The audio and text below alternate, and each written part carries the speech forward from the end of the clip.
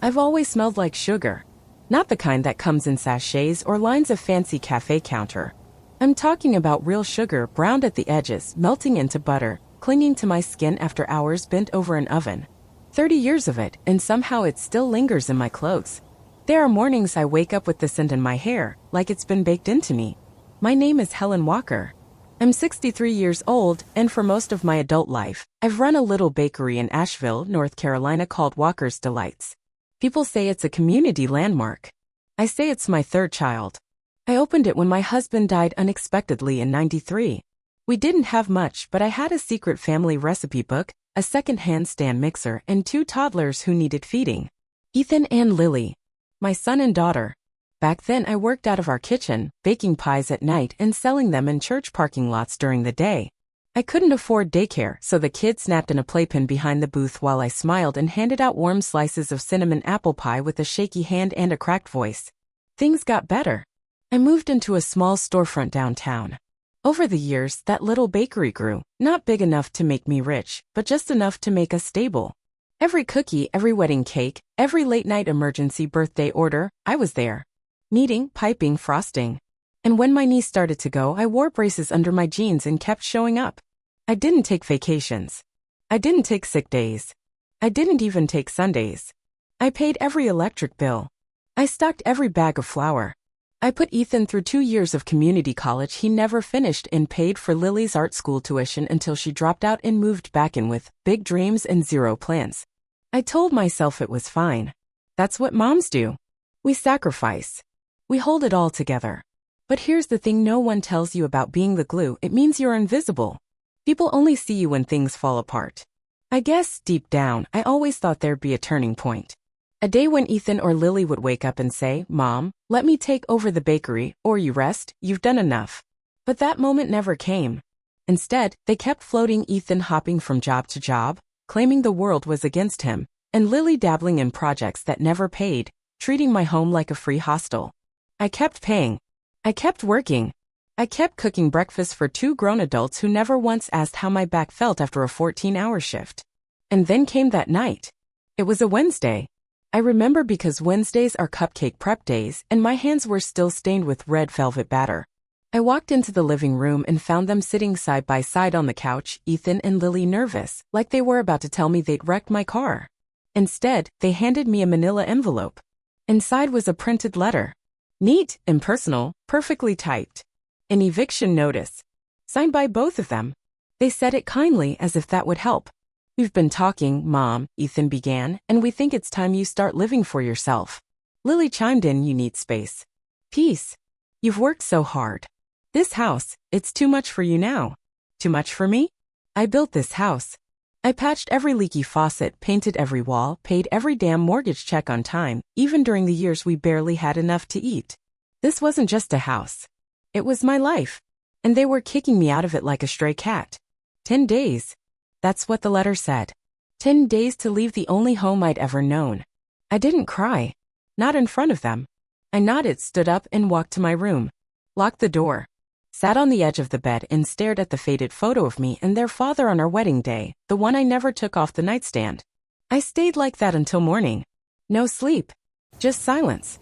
Funny thing is, I always thought I'd know when rock bottom hit. I thought it would be louder. I didn't pack much. Just a small suitcase with 2 pairs of slacks, a few blouses, my apron, and the old leather-bound notebook that held every recipe I'd ever written. At the last minute, I slipped my wedding ring into the side pocket. I hadn't worn it in years, but it didn't feel right leaving it behind. Not when I was about to lose everything else. I left the house just after midnight. No goodbyes. No one followed me to the door. Lily was in her room with the door shut, probably watching one of those motivational influencers she always talked about. Ethan was passed out on the couch, empty soda cans on the coffee table beside him. They didn't even hear the door close. Denise picked me up without a word. That's the kind of friend she's always been, solid, no questions, no judgment. Just a hot paper cup of coffee in the cup holder and a clean set of sheets waiting on her guest bed.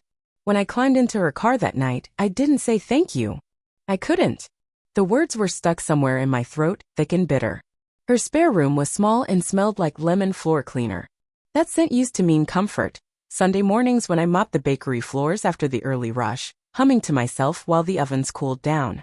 But now it just made me want to cry. I didn't though. I made a promise to myself that night. No more crying over people who watched me fall and did nothing. The next morning I was up before the sun.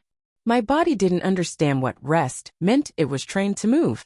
I ironed my shirt, pulled my graying hair back into a bun, and started walking. I didn't know exactly where I was going, but I brought printed copies of my old resume, even though it hadn't been updated since Obama's first term. I walked into bakeries, cafes, even a vegan co-op that smelled like patchouli and burnt oats. Most of them took one look at me and shook their heads. Too slow. Too old. Too quiet. I smiled anyway and thanked them for their time. By noon, I was sitting on a bench outside a small Korean bakery tucked between a laundromat and a dollar store. There was a faded "Help Wanted" sign taped to the window and grease stains on the glass. I walked in. The manager didn't look up when I introduced myself. He was yelling into the kitchen in Korean, balancing 2 phone calls, and wiping his forehead with a flour-dusted towel. I didn't expect a warm welcome. I just waited. Finally, he glanced over, eyes scanning me head to toe. "You wash dishes?" he asked. I nodded. "Yes. And I mop. And I chop. And I stay until the job is done." He tossed me an apron and pointed to the back. No paperwork. No questions. That first day, I washed dishes until my fingers wrinkled and my back screamed. The staff barely looked at me. One of the younger cooks smirked when I dropped a stack of metal bowls. Another one muttered something under her breath and laughed when I asked where the dish soap was. I didn't defend myself. I just nodded, wiped my hands on my apron, and kept going. That night, I iced my wrists with frozen peas and fell asleep fully dressed. I dreamed of the bakery, mine. The one with the glass cases and the little chalkboard signs I used to draw cupcakes on. I dreamed of Ethan sitting on the counter as a boy, legs swinging, asking if he could lick the spoon. When I woke up, my cheeks were wet, but I didn't call it crying. Not really. I went back the next morning. And the next. I showed up early, didn't complain, didn't ask for favors. I peeled potatoes, folded boxes, scrubbed baking sheets blackened from too many missed timers. It was lonely work. But in the quiet, between the clatter of trays and the low hum of the refrigerator, I felt something I hadn't felt in weeks. I felt steady. Maybe I didn't have a house anymore. Maybe my kids didn't want me. But I still had my hands. I still had my recipes. I still had the rhythm of the kitchen, the music of hard work. And that, I told myself, was enough to start over.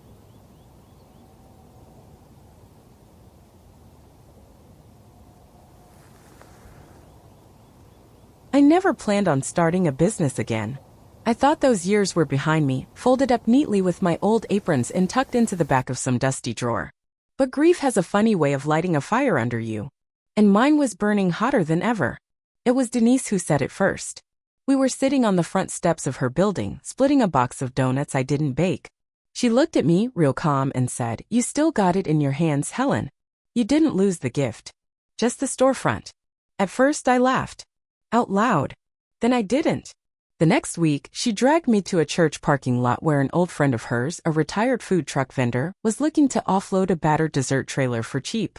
The engine coughed like a lifelong smoker, the roof leaked when it rained, and the inside smelled like melted plastic and cinnamon.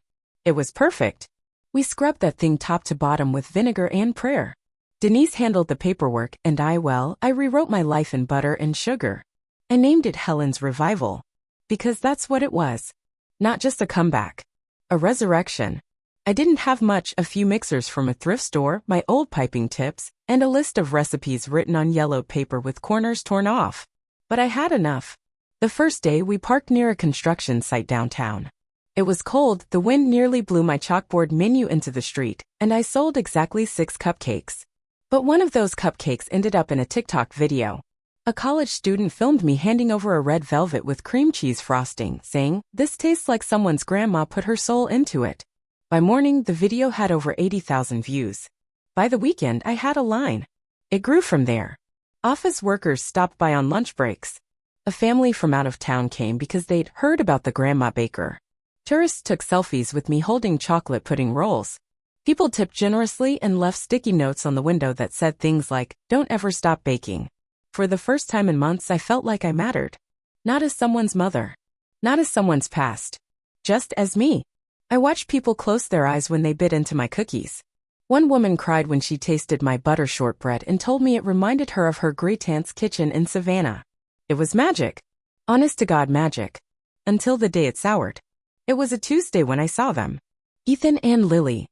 I was restocking the cooler with cheesecake slices when I looked up and saw them standing across the street, in front of a new storefront under renovation. Ethan was pointing at something on an iPad. Lily was holding swatches of fabric. At first I thought it was coincidence. 2 weeks later it wasn't. They opened their own dessert shop, Legacy Cravings, right across the street from where I parked the truck. The name alone made my stomach turn.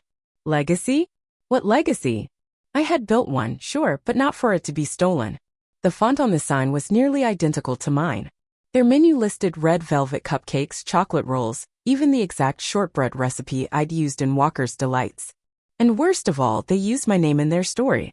Inspired by our mother's lifelong love for baking, the brochure said. Passing down the family tradition, one dessert at a time. I stood outside their window and watched Lily pose for a photo with their first customer. Ethan was in the back, wearing an apron he hadn't earned, dusting powdered sugar on my cinnamon crumb bars like he'd invented them. I didn't storm in. I didn't cause a scene. But my fingers itched for justice. And my oven was just getting warm. I didn't shout. I didn't storm across the street. I didn't throw a single cupcake. Instead, I started a folder. It was an old habit from my bakery days. Whenever an order went sideways, I'd make a note, print the receipt, staple it all together and file it under, just in case. That instinct came roaring back the moment I saw my chocolate pudding roll on their menu, same swirl, same drizzle, same flaky texture I'd spent 3 years perfecting. So I printed everything. Screenshots of their social media posts.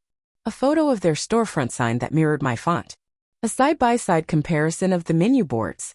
And then the smoking gun, an old copy of my original LLC registration for Walker's Delights, signed and dated under my name. Because the truth was I never officially transferred ownership. Not to Ethan. Not to Lily. Not to anyone. I was still the legal owner. They had kicked me out of my home. But they never kicked me off the books. It took me 2 days to find a lawyer willing to listen. I walked into his office with my hair in a bun, flowers still on my sleeve, and dropped the folder on his desk. He flipped through it slowly. Didn't say much until the end. Then he looked up and said, "You've got a case. And a strong one." That was all I needed. Within a week, we filed a cease and desist order, trademark infringement, brand misrepresentation, unauthorized use of intellectual property. My name. My recipes. My legacy. All used without consent, wrapped in ribbon, and sold like they owned it. I sent formal notices to their landlord, their suppliers, even the local chamber of commerce. The message was clear. Walker's Delights is still mine. Always was. You're doing business with frauds. I didn't do it out of revenge. I did it because I had worked too hard to be erased. 3 days passed in silence. Then the phone call started. Ethan left 5 voicemails in one night, his voice climbing from confused to angry to almost begging. Lily sent me a long email filled with phrases like, misunderstanding, and we just wanted to honor you. I didn't respond. 2 days later, they showed up at my food truck. They didn't walk up like customers. They stood back, like children caught stealing. I was piping frosting onto a batch of lemon cupcakes when Ethan finally stepped forward. "Can we talk?" he asked. I didn't stop moving. "Are you here to order?" Lily opened her mouth to say something, but I cut her off. "If not, you're blocking the line." Behind them, 3 customers waited patiently. One of them chuckled. Ethan stepped aside. They didn't leave, though. They lingered, awkward and small, until I handed off my last cupcake and closed the window halfway. "We messed up," Ethan said quietly. "But you can't just destroy us." "Destroy you?" I echoed. "I built you. And you burned the foundation." Lily's eyes welled up, but I didn't blink. I looked at them the same way I'd look at any stranger trying to cut corners in my kitchen, calm, cold, unmoved. Finally, Ethan asked, "Is there anything we can do to make this right?" I let the silence hang heavy. Then I said, "There's work if you want it. No title. No special treatment. Back of house. You scrub floors, wash pans, prep dough. You clock in early and stay late. You follow every rule I've ever followed. That's the only way." Lily's mouth dropped open, like she expected something softer. Ethan looked like he wanted to yell. I didn't flinch. "I'm not offering forgiveness," I told them. "I'm offering a job." Then I slid the service window shut and turned back to my mixer. Whether they showed up tomorrow wasn't my concern. But if they did, they'd start where I started, elbow deep in dishwater, with no one calling them special. They showed up the next morning at 6:45. Late. I didn't say a word. Just unlocked the front door, stepped aside, and pointed to the back. Aprons are on the hook. Clock and sheets on the fridge. Ethan mumbled a half-hearted, "Good morning," and Lily nodded without meeting my eyes. Both wore sneakers too clean for a kitchen and faces too fragile for heat. That first day was chaos. Ethan broke a tray of ramekins before 10 a.m. He left the sanitizer buckets empty, then used the wrong degreaser on the stovetop. By lunch, his apron looked like a battlefield, flour, grease, and something I still can't identify. Lily froze at the register when a customer asked for substitutions. She forgot a coffee order. She spilled a box of scones.